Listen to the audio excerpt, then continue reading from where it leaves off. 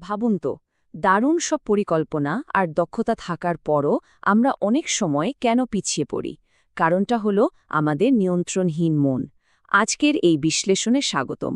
আজ আমরা কথা বলবো the power of self control বা আত্মনিয়ন্ত্রণের সেই অসাধারণ ক্ষমতা নিয়ে।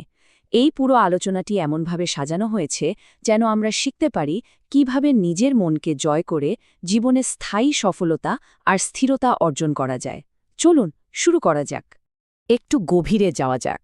এত নিখুঁতভাবে সাবধানে তৈরি করা রুটিনগুলো কেন কয়েকদিনের মধ্যেই ভেঙে পড়ে? কারণ আমাদের স্বভাবের একটা খুব সাধারণ সংগ্রাম হল বাইরের বড় বড় লক্ষ্যগুলো ভেতরের ছোট ছোট প্রলোভনের কাছে হেরে যায়।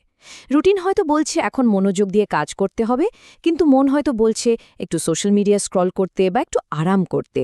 আর ঠিক এই ভেতরের বিক্ষিপ্ততার কারণেই বাইরের জগতের সব লক্ষ্য তাসের ঘরের মতো ভেঙে যায়।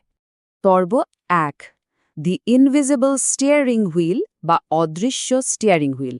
ফোকাসটা এবার বাইরের কাজ থেকে ভেতরের চালিকা শক্তির দিকে ঘোরাতে হবে। আমাদের মন হল ঠিক একটা অদৃশ্য স্টিয়ারিং হুইলের মতো, যা জীবনের প্রতিটি মুহূর্তে দিক নির্ধারণ করে দেয়। এখানে মূলত দুটো রাস্তা আছে, হয় আবেগের স্রোতে উদ্দেশ্যহীনভাবে ভেসে যাওয়া, আর না হয় ইচ্ছাকৃতভাবে স্টিয়ারিংটা নিজের হাতে নিয়ে পথ ঠিক করা। যারা ক্ষণস্থায়ী আবেগের কাছে আত্মসমর্পণ করে আর যারা নিজের রিয়াকশন বা প্রতিক্রিয়াকে নিয়ন্ত্রণ করে, পার্থক্যটা ঠিক এখানেই। জীবনের স্টিয়ারিং হুইলটা যার হাতে থাকে, গন্তব্য তার মুঠোর ভেতরেই থাকে।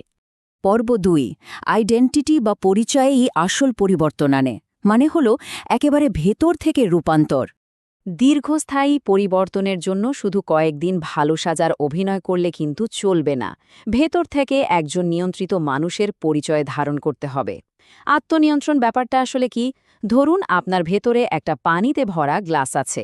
বাইরের পৃথিবীতে যতই শোরগোল বা কোলাহল থাকুক না কেন, ফোকাসটা থাকবে ওই গ্লাসটাকে এমনভাবে স্থির রাখার ওপর যেন এক ফোঁটা পানিও ছলকে না পড়ে। এটা হলো আমাদের ভেতরের স্থিরতাকে রক্ষা করার একটা দারুণ রূপক। এ নিয়ে খুব সুন্দর একটা কথা আছে। আসল পরীক্ষা বাইরের পৃথিবীকে স্তব্ধ করা নয়, বরং গ্লাসের ভেতরের পানিকে পুরোপুরি স্থির রাখা। এর পিছনে চমৎকার একটা গল্প আছে। এক ছাত্র ছিল যে কথায় কথায় রেগে যেত আর ভেঙে পড়ত। একদিন তার শিক্ষক তাকে একটা পানিতে টয়টুম্বুর গ্লাস দিয়ে বললেন, এমনভাবে হাঁটতে হবে যেন এক ফোঁটা পানিও না পড়ে। মজার ব্যাপার হলো, ছাত্রটি যখন বাইরের সব কোলাহল থেকে ফোকাস সরিয়ে শুধু ওই গ্লাসের দিকে মন দিল, সে কিন্তু ঠিকই সফল হলো। তার মানে আমাদের ভেতরের শান্তিটাকে বাইরের বিশৃঙ্খলা থেকে ঢাল দিয়ে রক্ষা করতে হবে।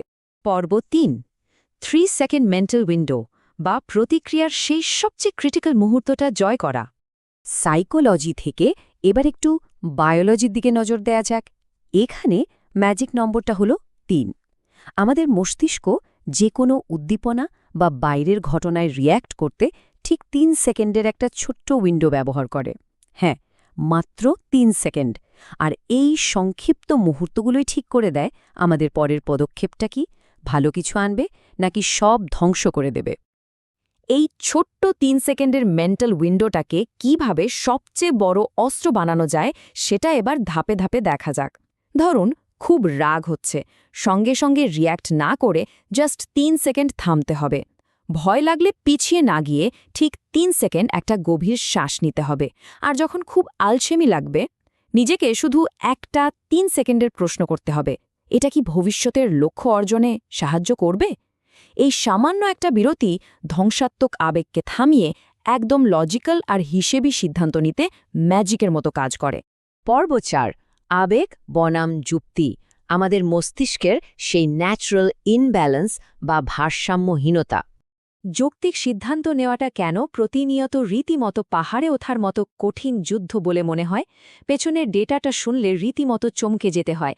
মানব জীবনের প্রায় ৮০% সিদ্ধান্ত আসে একদমই ক্ষণস্থায়ী আবেগ থেকে, আর মাত্র ২০% আসে পরিষ্কার যুক্তি থেকে। ভাবা যায়?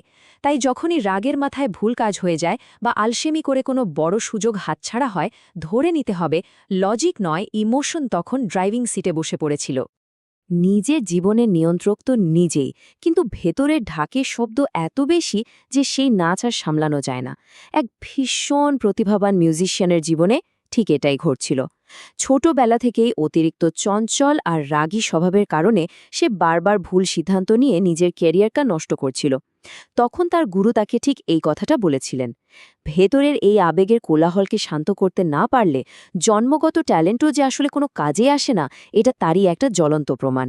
পর্ব ৫, প্রোটেক্টিং দ্য ফিউচার সেলফ, নিজের ভবিষ্যৎকে রক্ষা করা আর সাময়িক আরামের চড়া মূল্য। এবার চলুন দৃষ্টিভঙ্গিটা একটু পাল্টাই।